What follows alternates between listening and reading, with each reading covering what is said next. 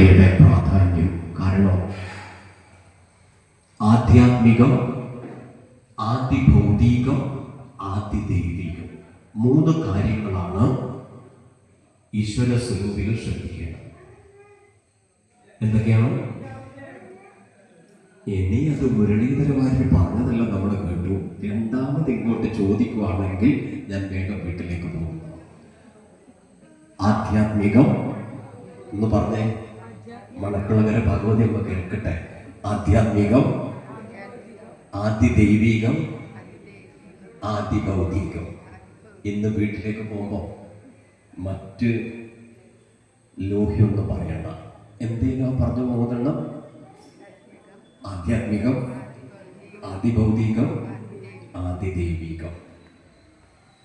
ഈ 3 കാര്യം എൻ്റെ മുമ്പിലിരിക്കുന്ന ഈശ്വര സ്വരൂപികൾ പഠിച്ചിരിക്കണം.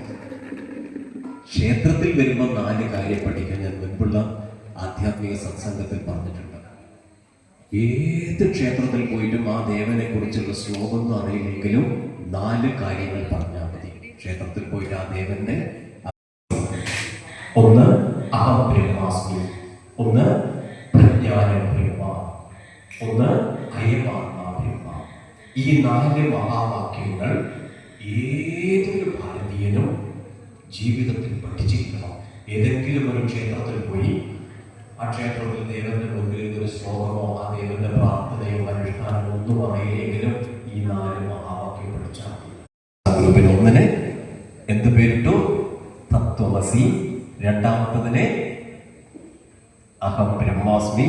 3-ാമത്തതിനെ അയമാത്മാ ബ്രഹ്മ. 4-ാമത്തതിന് പ്രജ്ഞാനം ബ്രഹ്മ. ഞാൻ അയാളെ ഒന്ന് നമസ്കരിച്ചു. എന്താ കാരണം പറയൂ?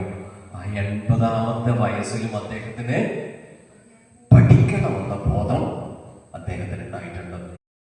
ശ്രദ്ധിക്കണേ, കണ്ണുകൊണ്ടല്ലേ കാണുന്നത്. പിന്നെ ഈ മുരളീധരന്മാർ ഇങ്ങനെ പറയുന്നത് അല്ലേ?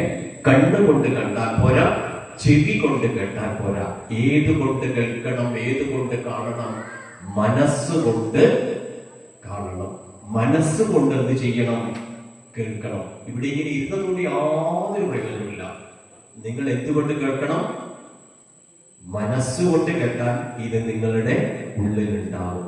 നിങ്ങൾ ചെവി കൊണ്ട് മാത്രമാണ് ഇന്നലെ വരെ ഉണ്ടായ ആധ്യാത്മിക സത്സംഗങ്ങൾ നിങ്ങൾ കേട്ടത് എങ്കിൽ യാതൊരു സംശയമില്ല, ഈ ക്ഷേത്രത്തിന്റെ കോമ്പൗണ്ട് കഴിയുമ്പോൾ മനസ്സുകൊണ്ട് കണ്ടതും മനസ്സുകൊണ്ട് കേട്ടതും ഒന്നും ആരും ഈ ജീവിതത്തിൽ മറന്നിട്ടില്ല. എന്താ പറയല്? ജീവനുള്ളിടത്തോളം കാലം ഞാനത് മറക്കൂല. എന്നെ അങ്ങനെ ജീവിതം പറഞ്ഞു.